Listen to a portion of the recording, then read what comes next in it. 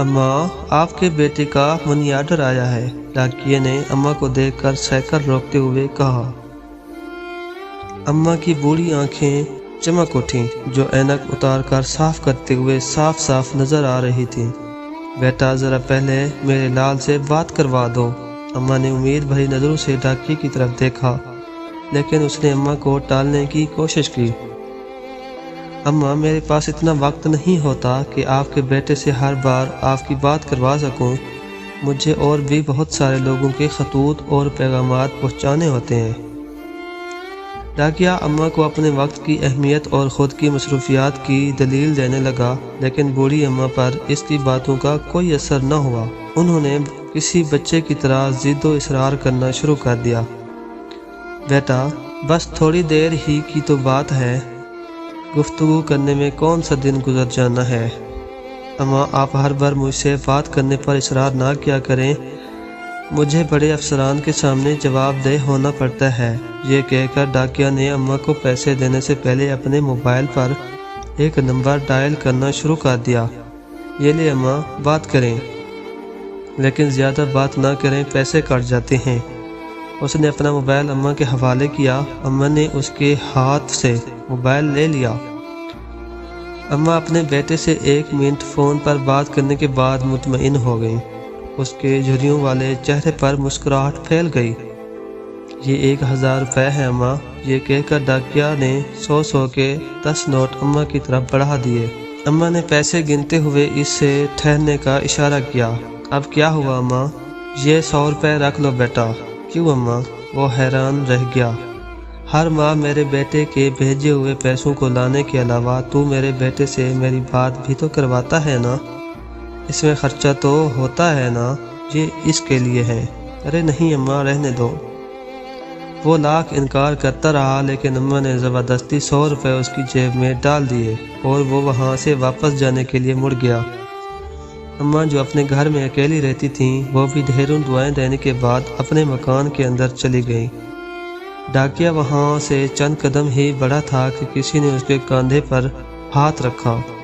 उसने पीछे मुड़कर देखा तो इस बस्ती में उसके जानने वाले का चेहरा उसके सामने था। वो गनी भाई को देखकर हैरान रह गया, जो चाय की दुकान चलाता है। भाई, आप यहाँ कैसे? आप तो अभी अपनी दुकान पर होते हैं।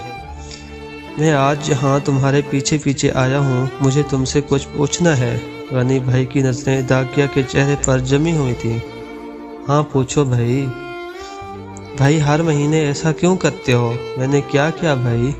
डाकिया गनी भाई की सवालिया नज़रों का सामना करते हुए थोड़ा सा घबरा गया। हर माह तुम अपनी जेब से पैसे इस अम्मा को भी देते हो और मुझे भी कहते हो कि मैं उनसे उनका बेटा बनकर फ़ोन पर बात करूं। ऐसा क्यों? मैं बहुत दिनों से मुगालते में हूँ, मुझे आज इस पहेली का हल बताओ। गनी भाई का सवाल सुनकर डाकिया कुछ देर तक हिचकिचाता रहा, जैसे अचानक कोई बड़ा झूठ पकड़ा गया हो, लेकिन अगले ही लम्हे उसने वजाहत कर दी। मैं ये पैसे उनको नहीं देता, अपनी माँ को देता हूँ।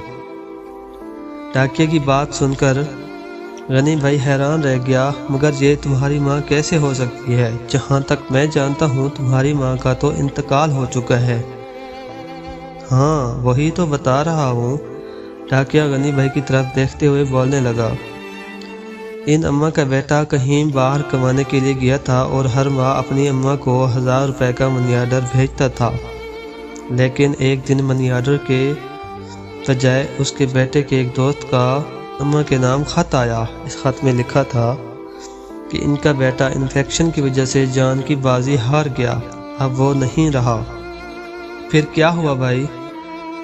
गनी भाई का तजस्सुस दुगना हो गया, लेकिन डाकिया ने अपनी बात पूरी कर दी।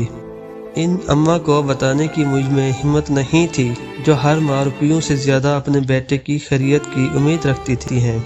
मैं हर माह इनका मनी ऑर्डर लाता हूँ और तुम्हें उनका बेटा बनाकर बात भी करवा देता हूँ। इनका बेटा तो ज़िंदा नहीं रहा, लेकिन मैंने एक माँ का भरम ज़िंदा रखा है। मैं भी अपनी माँ को हर माह 1000 रुपये भेजता था, लेकिन जैसा कि तुम जानते हो मेरी माँ का भी इंतकाल हो चुका है। अब अम्मा भी कहाँ हैं? ये कहकर इस डाकिया की आंखें आंसुओं से भर गईं।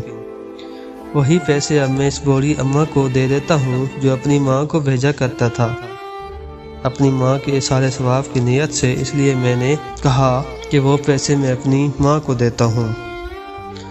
غنی بھائی اس ڈاکیے کی بات سن کر دنگ رہ گیا۔